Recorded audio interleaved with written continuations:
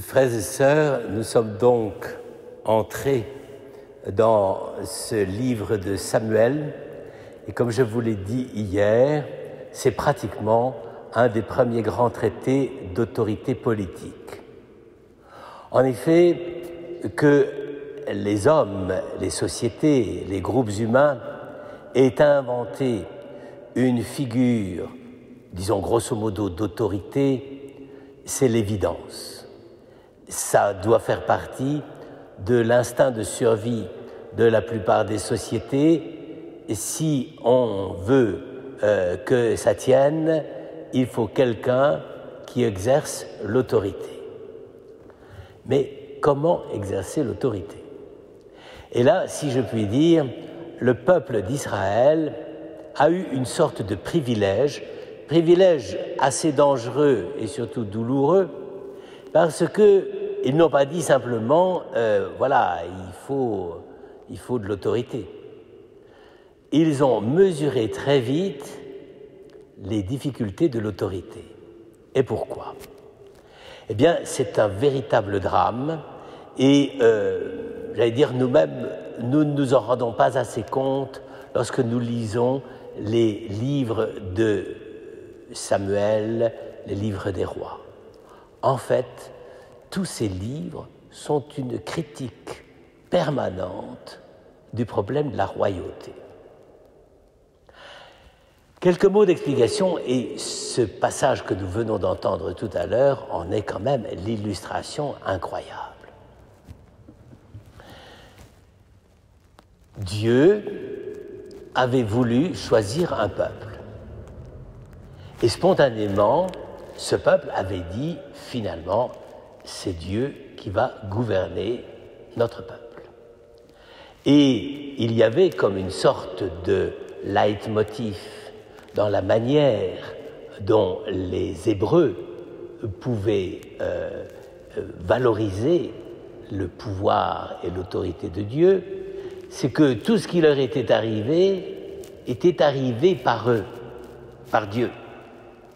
C'est-à-dire, il avait fait grandir un peuple à partir d'Abraham, c'est-à-dire quelqu'un qui ne pouvait même pas avoir d'enfant. Donc c'était la preuve d'une sorte de souveraineté et d'un pouvoir de Dieu extraordinaire.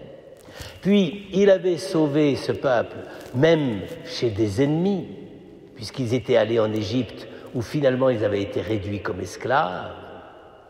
Puis, il les avait libérés en les faisant quitter l'Égypte et en leur faisant traverser la mer Rouge, alors qu'ils étaient poursuivis par l'armée de Pharaon, c'est-à-dire que normalement, ils devaient s'effondrer et mourir dans la mer Rouge ou sous les coups des chars de Pharaon. Puis, il leur avait donné une loi, qui était une loi pleine de sagesse, qui résumait en quelques lignes l'art de vivre ensemble qui faisait un peuple. Donc, que pouvait-on demander de plus? Rien. On avait Dieu comme roi, et il suffisait que de temps à autre, et c'est comme ça que les Hébreux relisaient leur histoire, il suffisait que de temps à autre, à l'époque où ils commençaient à s'installer en Judée-Samarie, ce qui est actuellement les territoires occupés, si je puis dire bien nommés, eh bien, il suffisait qu'ils reçoivent de temps en temps un juge temporaire, parce que le juge, il intervenait uniquement quand il y avait un malheur ou une difficulté. Donc, il suscitait un homme ou une femme, d'ailleurs. Il y a eu des femmes juges. À cette époque-là, on était plus paritaire que maintenant. Et donc, il suffisait qu'il envoie un homme ou une femme, Déborah, c'est elle, c'est la première femme, c'est la première Angela Merkel d'Israël, n'est-ce pas? Et eh bien, il suffisait, était plus d'ailleurs Angela Merkel que Thatcher, hein, mais il suffisait que Dieu envoie quelqu'un pour donner un petit coup de pouce pour que le peuple garde son unité, sa cohérence, sa vitalité et son bien-être. Et voilà que tout à coup, le peuple lui-même, c'est-à-dire, ça pose un vrai problème, le peuple lui-même va trouver un de ses juges, qui était un des plus illustres, un des plus sages, c'est-à-dire Samuel, et lui dit « Nous voulons un roi comme les autres nations ». Est-ce que c'est de la lucidité politique? Est-ce que c'est l'art du plagiat? Est-ce que c'est la peur? Personnellement, je pense que c'est beaucoup la peur. Car à l'époque où les Hébreux s'installent dans la montagne de Judée-Samarie, à cette époque-là, il y a un autre peuple extrêmement vigoureux, militaire et un peu facho sur les bords, c'est les Philistins. Et les Philistins, eux, c'est des ennemis redoutables parce qu'ils ont déjà les armes de l'époque du fer, c'est-à-dire des armes bien tranchantes, à la différence des armes en bronze qui coupent, selon l'expression consacrée, comme le genou de ma grand-mère. Et donc, évidemment, les Hébreux sentent tout de suite leur infériorité par rapport à cette population qui veut en réalité les encercler et les détruire. Et donc, il se passe une chose assez extraordinaire, c'est que le peuple, les tribus, qui jusque-là avaient quand même eu à peu près, j'allais dire, au plan humain, alimentaire, ressources, vie de société, construction, installation, avaient eu tous les outils en main, tout à coup se sentaient terriblement menacés, et donc ils vont voir Samuel. Samuel n'était pas un chef de guerre, mais donc on ne lui demandait pas l'impossible, il était vieux. Donc on lui dit, donne-nous un roi comme les autres nations. Ce qui, évidemment, pour Samuel, était la chose la plus impensable qui soit. Il avait quand même été le témoin du pouvoir de Dieu sur son peuple. Et donc, le texte que nous venons de lire tout à l'heure, c'est vraiment, j'allais dire, la réaction spontanée du fond du cœur de Samuel, en disant, mais vous vous fichez non seulement du monde, mais de Dieu. C'est quand même pas possible que Dieu ait fait tout ce qu'il a fait pour vous jusqu'à maintenant et que vous demandiez un ersatz de roi. Le seul roi, c'est Dieu. Et alors, à ce moment-là, évidemment, Samuel représente tout un aspect de la critique de l'autorité royale. Pourquoi le roi est-il roi? Samuel leur dit, il ne faut pas vous faire d'illusions, il sera roi d'abord pour lui, à son profit. Et donc, c'est le début, si je puis faire une allusion moderne, à la critique de la critique des élites. C'est-à-dire, vous croyez que les gens exercent le pouvoir comme un acte de générosité, de dévouement, de don de soi, etc. Mais pas du tout.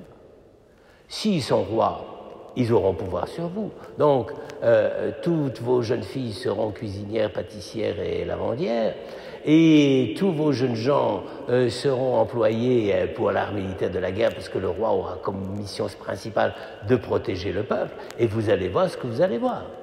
Ce sera la catastrophe. Vous n'aurez plus aucun atout en main. Vous serez en gros des esclaves.